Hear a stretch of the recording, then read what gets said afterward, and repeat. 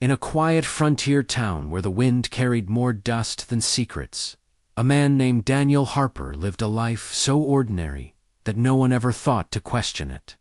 He fixed fences, traded cattle, and kept to himself. But one morning, a bounty poster appeared on the wall outside the general store. The face on that poster looked exactly like him, and the name written beneath it was a name he had buried years ago.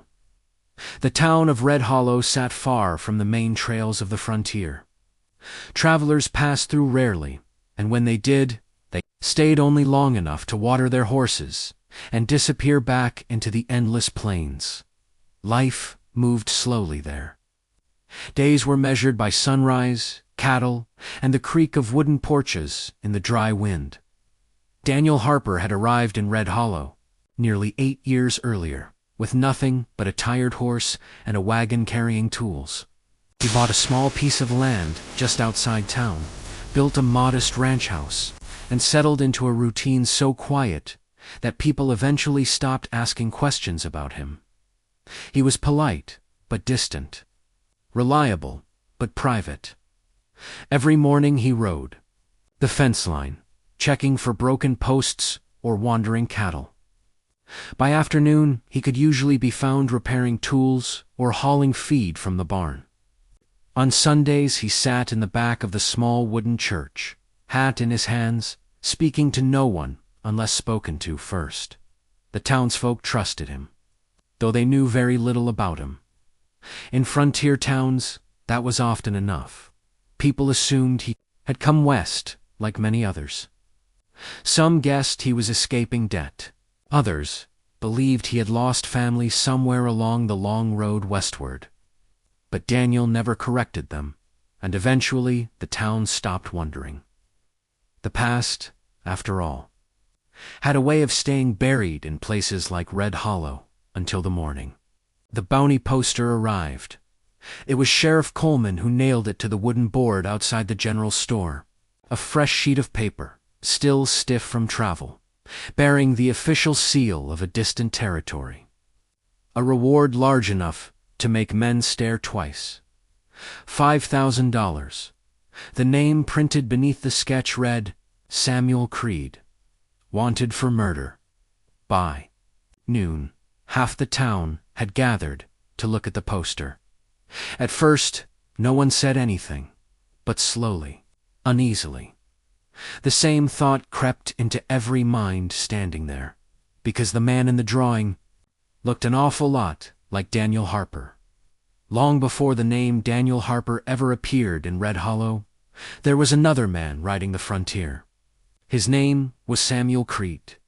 Years earlier, Creed had been known across several territories as a man who rarely spoke but always finished the job he was paid to do. He was not famous in the loud way some gunslingers were. There were no songs written about him, no saloons telling exaggerated stories of his duels. But among bounty hunters and lawmen, his name carried weight. Samuel Creed was the man people hired when someone truly needed to disappear. He had once worked alongside marshals and deputies in the roughest parts of the frontier. Back then, he wore a badge more often than a revolver. But the law in those days was thin and fragile, and sometimes the line between justice and revenge was not as clear as people liked to pretend. Creed learned quickly that the law did not always reward the men who followed it. Sometimes it rewarded the men who bent it. The job that changed everything began like many others. A gang of rustlers had been terrorizing ranches across 3 territories, stealing cattle and killing anyone who stood in their way. Local law enforcement had tried to stop them for months, but the gang was fast, organized, and ruthless. Eventually, the job landed in Samuel Creed's hands. For weeks, he tracked them across dry riverbeds, abandoned mining towns, and empty stretches of desert where the only sound at night was the wind scraping sand across stone. One by one, he found their camps, followed their trails, and waited. Creed was patient. Too patient, some would later say. By the time the hunt ended, every member of the gang was dead. Officially. The reports claimed the killings happened in self-defense, armed confrontations, necessary force. But rumors spread faster than official reports. Some said Creed had executed them after they surrendered. Others said he hunted them, like animals. No one knew the full truth. What people did know was that the last man in that gang had been the younger brother of a powerful rancher named Thomas Calder. Calder was wealthy, connected, and furious. Within weeks, the story began. To change, witnesses appeared from nowhere. Statements were rewritten. And suddenly, Samuel Creed was no longer the man who ended a gang of killers. He was the man who murdered them. The charges came quickly. Murder, multiple counts. The same men who once worked beside him now kept their distance. Some believed the accusations. Others simply understood how power worked on the frontier. Creed realized something most men never understood until it was too late. The law he had served would not protect him. One night, before the trial could begin, Samuel Creed vanished. His horse was found miles outside town, saddle gone, his belongings left behind. No trail that anyone could follow. To the authorities, it looked like a guilty man running from justice. To the bounty hunters who began searching for him, it meant only one thing. There was now a price on Samuel Creed's head. Years passed. The frontier changed. Towns grew. Trails shifted. New names replaced old ones. And somewhere along the way, Samuel Creed stopped existing. In his place, a quiet rancher named Daniel Harper appeared in a forgotten place called Red Hollow. A man who fixed fences. A man who kept his head down. A man who believed that if he stayed quiet long enough, the world might forget who he used to be. But bounty posters had a way of remembering. By late afternoon, the bounty poster had become the only thing anyone in Red Hollow was talking about. Men stood outside the general store longer than usual, pretending to discuss cattle prices while their eyes drifted back to the paper nailed against the wooden board. The rough charcoal sketch showed a man with sharp cheekbones, tired eyes, and a narrow scar along his jaw. It wasn't a perfect likeness, but it was close enough. Folman had been staring at the poster for nearly 10 minutes when the blacksmith finally said what everyone else had been thinking. "Looks like Harper." The words hung in the dry air. Sheriff Coleman didn't answer immediately. He had known Daniel Harper for years. Not closely, but closely enough to know the man never caused trouble.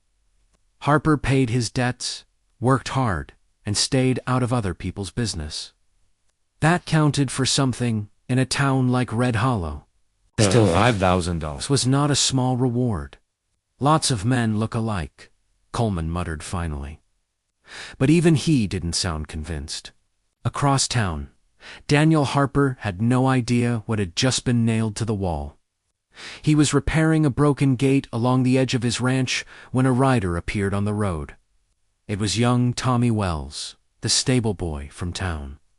The boy rode hard, dust trailing behind his horse like smoke. When he reached the fence line, he slowed down but didn't dismount. "Mr. Harper," he called out, slightly out of breath. Daniel straightened slowly, wiping his hands on a cloth. "Something wrong with your horse again?" Tommy hesitated. No, sir. It's the sheriff. He asked if you'd by town." Daniel's eyes narrowed just slightly. "The sheriff?" he repeated. Tommy nodded, said it wasn't urgent, just wanted to talk. Daniel looked back at the half-repaired gate. For a moment the wind moved quietly through the dry grass around them. 8 years. 8 quiet years. The kind of years that almost made a man believe he had truly escaped the life behind him. Daniel placed the hammer down on the fence post. "All right," he said calmly. "Tell him I'll ride in after supper. The boy nodded quickly and turned his horse back toward town. Daniel watched him disappear down the road. Then, slowly, he walked back toward the ranch house. Inside, the small cabin was simple.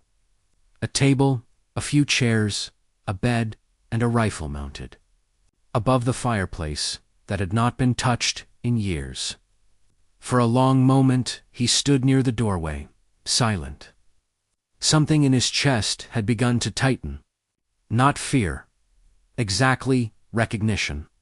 The kind of feeling a man gets when he hears distant thunder and knows a storm is coming long before anyone else sees the clouds. Finally, he crossed the room and opened a wooden chest near the bed. Inside were a few old belongings he had never thrown away. A faded coat, a worn leather holster, and beneath them, a revolver he had not carried in nearly a decade.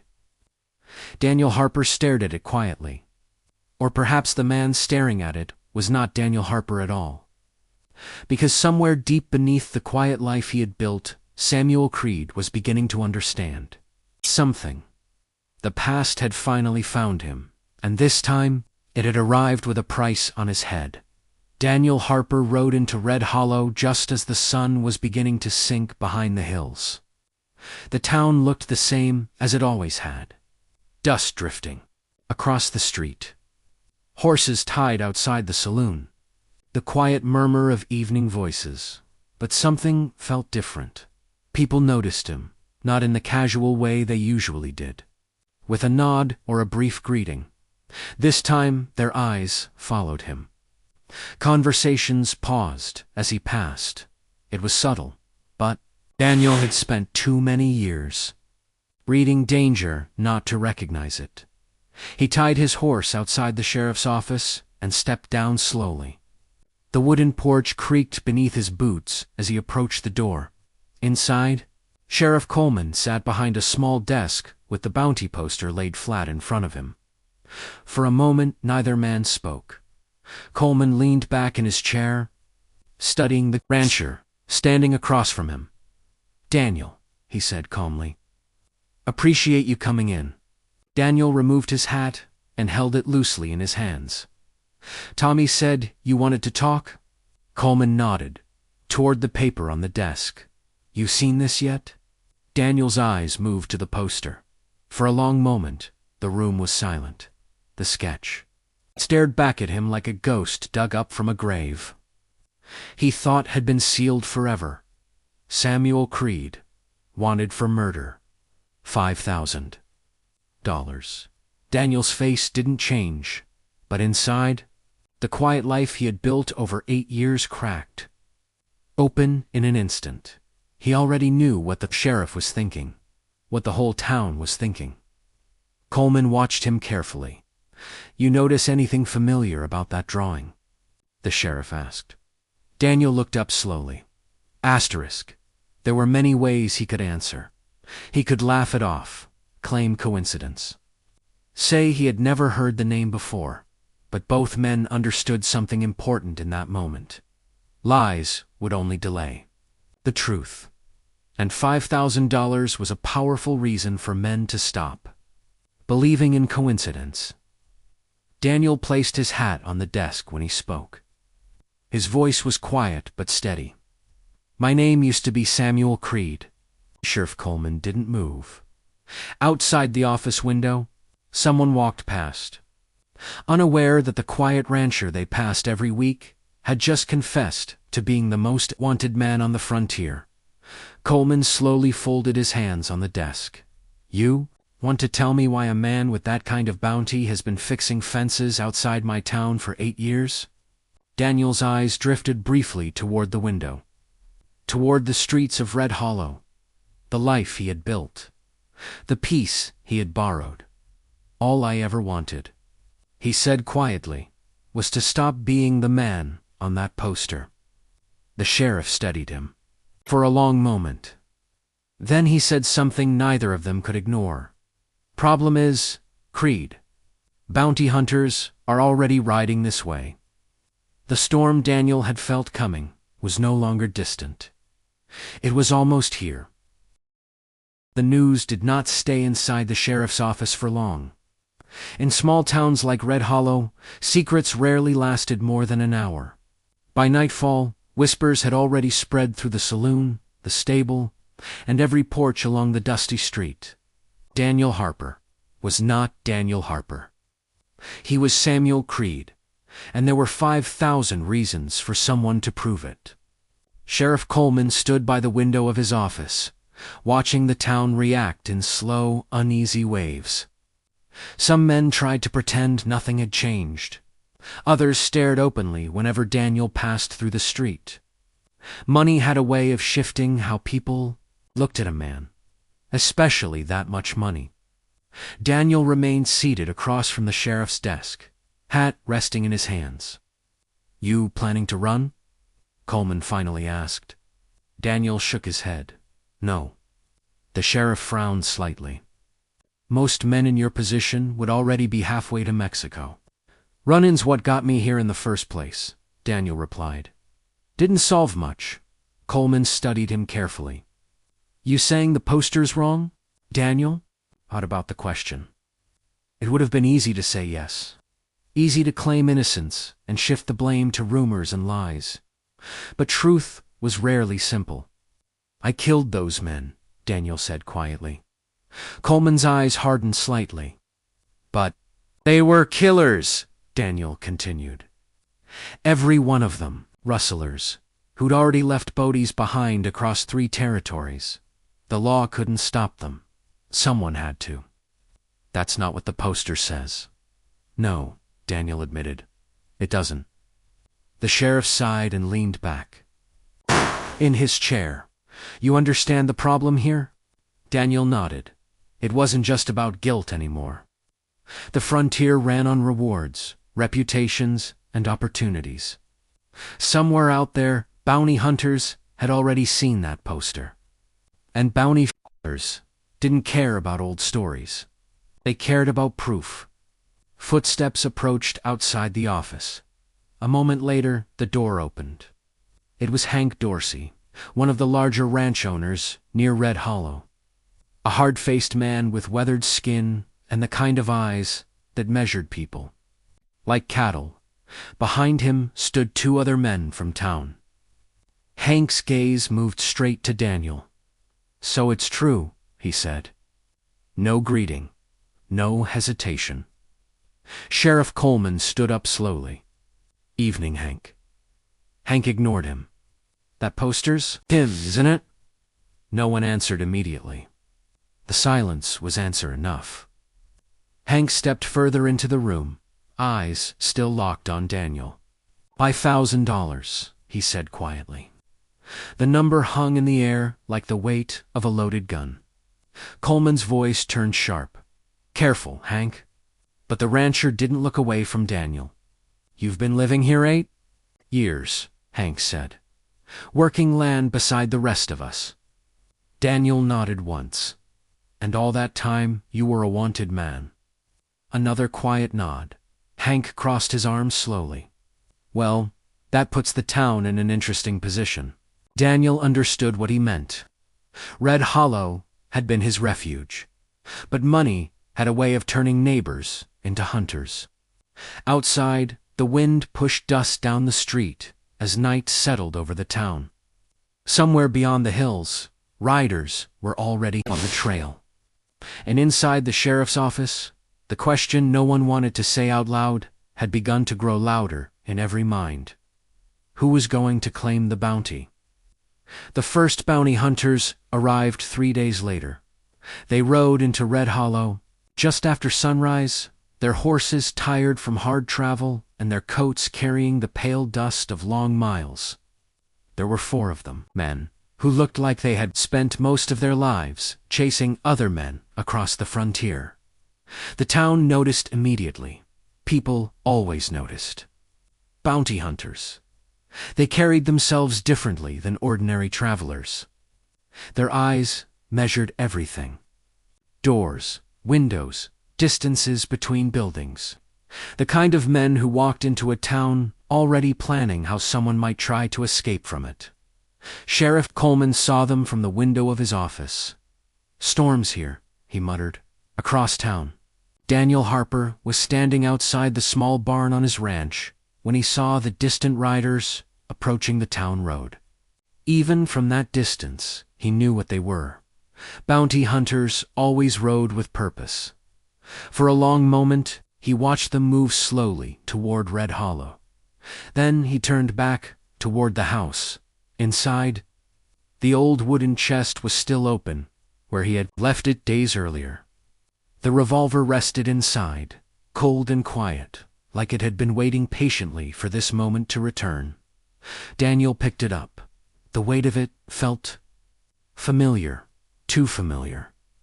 For 8 years he had tried to become someone else. A rancher. A quiet man, with dirt under his nails instead of gunpowder on his hands. But some lives did not stay buried forever. By the time Daniel reached town, the bounty hunters were already inside the saloon. For men, the leader was tall, with a long gray mustache and the relaxed posture of someone who had survived too many gunfights to be easily surprised.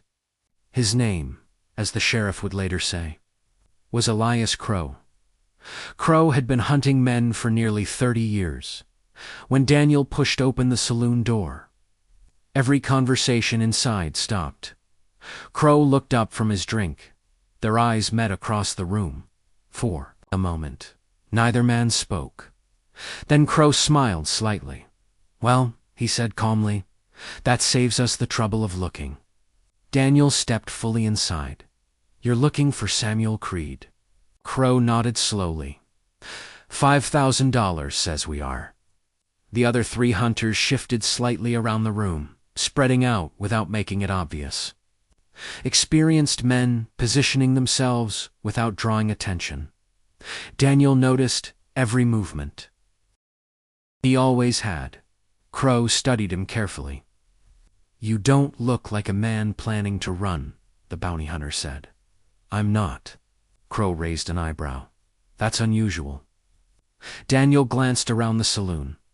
Several townsfolk were watching nervously, some with curiosity, some with something closer to greed.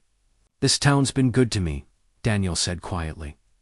"Don't plan on turning it into a battlefield." Crow nodded once, almost respectfully. "That's thoughtful." Then he stood up slowly. "But the problem is simple, Creed." His hand rested loosely near his revolver. "You're worth $5,000, alive or dead." The saloon was silent enough to hear the wind outside. Daniel's voice remained steady. "Alive's harder."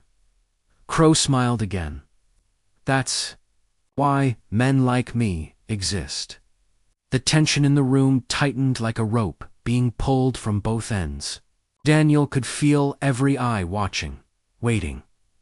Crow studied him for another long moment. Then something surprising happened. He stepped away from the table. "Outside," Crow said calmly. Daniel frowned slightly. Crow shrugged. "You said you didn't want this town turned into a battlefield." He gestured toward the street. "Seems fair we settle it where fewer people get hurt." The offer was unexpected, but it was also honest. Daniel nodded. The 2 men stepped out into the dusty street. Together, the other bounty hunters followed, watching carefully. Townspeople gathered along the wooden sidewalks, drawn by the silent gravity of what was about to happen. A gunfight was something every frontier town eventually witnessed. But this one carried a strange weight. Because the man standing in the street was not just a wanted outlaw, he was their neighbor. Crow stopped several steps away from Daniel. The wind moved lightly across the empty road between them. "You any good with that revolver?" Crow asked casually. Daniel answered without arrogance. "Good enough." Crow chuckled. "Good. I'd hate for $5,000 to be disappointing." Both men stood still, hands near their weapons. The entire town holding its breath. For 8 years, Daniel Harper had tried to bury the man he used to be. But in that moment, standing in the middle of Red Hollow, Samuel Creed was alive again, and only one of them was walking away. The street was silent. Even the wind seemed to hesitate between the two men standing in the dust. Samuel Creed watched Elias Crow carefully. Crow stood relaxed, almost comfortable, the way men looked when they had faced death often enough to stop fearing it. But Creed noticed something else, too. Crow wasn't eager. He was measuring. Across the street, townspeople stood frozen along the wooden sidewalks. Some held their breath. Others watched with the quiet fascination that came when violence was seconds away. Crow spoke first. "You know," he said calmly, "I've chased men across half this country." Creed didn't respond. "Most of them run," Crow continued. "Some beg. A few try to talk their way out of it." He tilted his head slightly. "But you walked into town and faced it." Creed's voice was steady. Running didn't work the first time. Crow studied him for a long moment. Then he said something unexpected. "I read the old reports about your case." A faint movement passed through the crowd. Creed didn't react, Crow continued. "Those rustlers you killed, they had bodies. Behind them, plenty of them." The bounty hunter's eyes narrowed slightly. "Funny thing about frontier justice, sometimes the wrong man ends up wearing the label." The street remained quiet. Crow slowly removed his hand from near his revolver. A small ripple of confusion moved through the watching crowd. "One thing I've learned chasing men," Crow said, "is how to recognize the dangerous ones." His eyes stayed locked on Creed. "You're not dangerous anymore." Creed frowned slightly. Crow shrugged. "You could have run, could have started shooting days ago. Instead, you stayed. Protected the town from what was coming." He glanced briefly at the other bounty hunters behind him. They rode here expecting an easy payday. The other men shifted uncomfortably.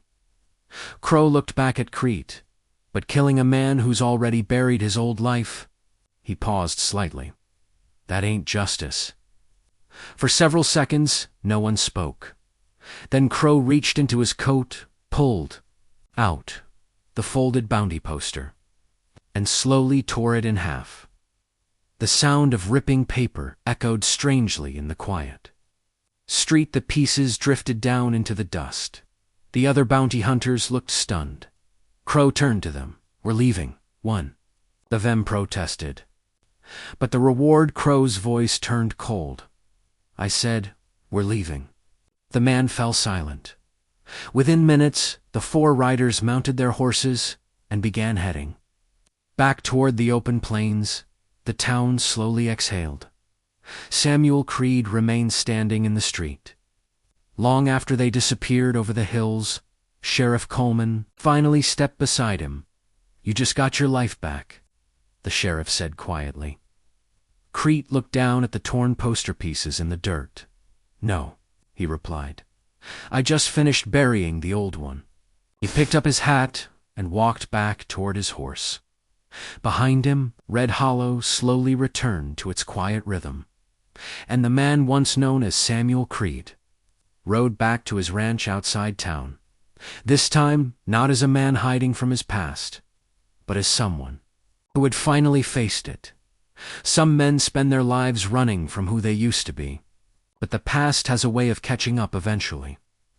The real question isn't whether you can escape it, it's whether you can face it when it finally arrives.